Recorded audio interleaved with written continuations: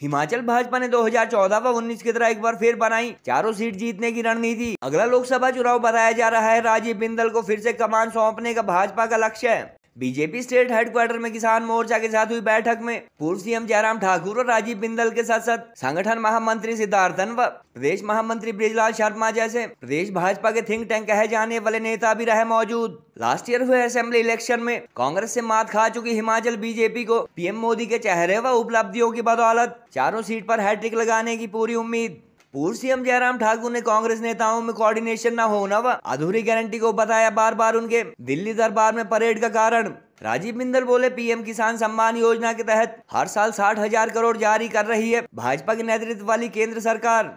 हिमाचल भाजपा ने वर्ष 2014 व 2019 के तरफ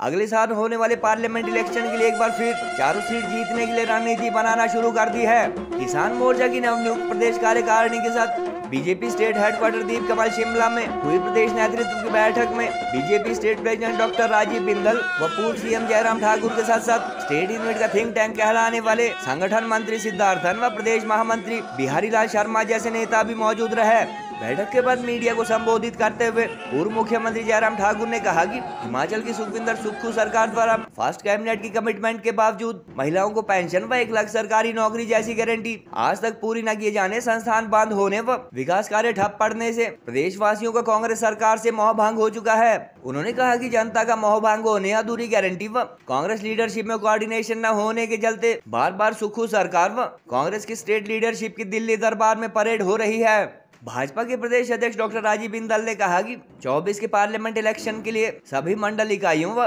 पार्टी के 8 मोर्चों के पदाधिकारियों से पूरी तरह तैयार रहने को कहा जा चुका है और चारों सीट पर हैट्रिक लगाने के लिए पार्टी कार्यकर्ता व नेतृत्व कमर कस चुके हैं। पीएम मोदी के नेतृत्व में भारत के दुनिया की 5वीं सबसे बड़ी इकोनॉमी बनने, धारा 370 और राम मंदिर जैसे ऐतिहासिक कार्यों का जिक्र करते हुए उन्होंने कहा कि पीएम किसान सम्मान निधि से हर परिवार के खाते में सालाना 6-6 हजार सम्मान राशि देने के लिए केंद्र सरकार हर साल करीब 60,000 करोड़ खर्च कर रही है। गौरतलब है कि साल भर पहले हिमाचल में सत्ता गंवाने व महज 25 सीट पर आकर रुकने वाली बीजेपी को पिछले लोकसभा चुनाव की तरह इस बार भी चारों सीट जीतने की उम्मीद है, जिसका मुख्य कारण पीएम मोदी का चेहरा व उपलब्धियां समझा जा रहा है। भाजपा की तरह ही प्रदेश में सत्तासीन कांग्रेस भी महज 4 सीट वाले हिमाचल की सभी सीट जीतने का दावा कर रही है, मगर सच्चाई अगले साल चुनावी नतीजे आने के बाद ही पता चलेगी। राजीव बिंदल जी ने मंडल स्तर तक संगठन के जो गठन की जो प्रक्रिया को अब पूर्ण करने के पश्चात लोकसभा के चुनाव में भारतीय जनता पार्टी की चारों सीटों पर जीत हो, इस बात को सुनिश्चित करने के लिए अलग अलग मोर्चों के जिम्मे जो काम दिया है और वो मोर्चे उसमें काम करें, बेहतर ढंग से काम करें और परफॉर्म करें, उस तरह से कार्य योजना बनी है। और मुझे इस बात की भी प्रसन्नता है कि आज किसान मोर्चा का नया जो गठन होने के बाद नई टीम बनने के पश्चात प्रदेश की उनके साथ पहली बार बैठना हो रहा है और बहुत जोश के साथ हमारे किसान मोर्चा के सभी हमारे साथी पार्टी को मजबूत करने के लिए, काम करने के लिए उत्साहित हैं और निश्चित रूप से आने वाले समय में भारतीय जनता पार्टी हिमाचल प्रदेश में लोकसभा की जो चारों सीटें हैं उन चारों सीटों पर जीत हासिल। कांग्रेस पार्टी भी चुनाव में प्रत्याशी खड़े करेगी और निश्चित रूप से पूरी ताकत के साथ वो